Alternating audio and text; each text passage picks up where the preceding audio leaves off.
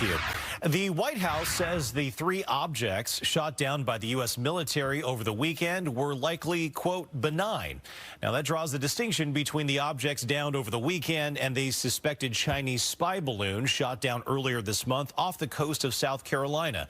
U.S. defense officials also revealed that the military actually launched two missiles at the object over Lake Huron recently because the first one missed the target and then landed in the water. Reporter Doug Luzader joining us once again this morning to share more on what we learned after lawmakers received a briefing yesterday. Doug, good morning once again.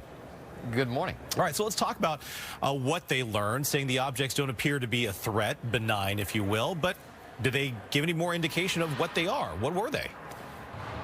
Well, this is a classified briefing here for the senators anyway. There's an unclassified briefing for House members.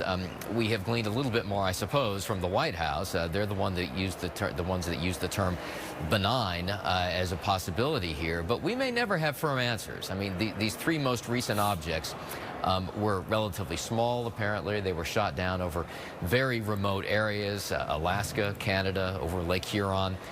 So the chances of getting any debris back seem pretty slim. Now, that's in contrast to that Chinese spy balloon that was quite large and shot down over the relatively shallow waters off the east coast of South Carolina. Much of that has apparently been recovered. So we may get some specific answers as far as that first incident is concerned. But these other three remain a mystery, and, you know, they may be errant weather balloons, you know, commercial kinds of ventures. We just don't know at this point. Yeah, still lots of unanswered questions there. But one point you brought up yesterday, Doug, was the cost of all this. I mean, we're talking millions of dollars being used to shoot these objects down. These missiles are not cheap. And now we understand, as we mentioned, one of the missiles missed the target.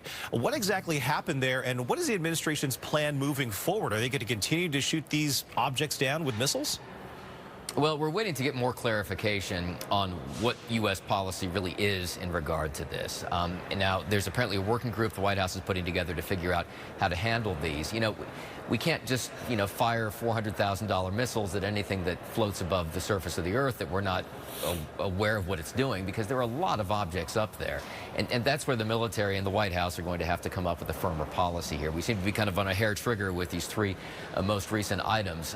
As for the missile that missed, I mean, these are heat-seeking Sidewinder missiles that have been around for decades. They're obviously updated periodically, but nevertheless, it would seemingly be kind of an embarrassment that one of these $400,000 missiles missed a relatively slow-moving balloon. But, you know, these are designed to hone in on heat signatures, and these may not be giving out much heat. They fly very slowly. This isn't exactly the kind of target that these missiles were designed to take out.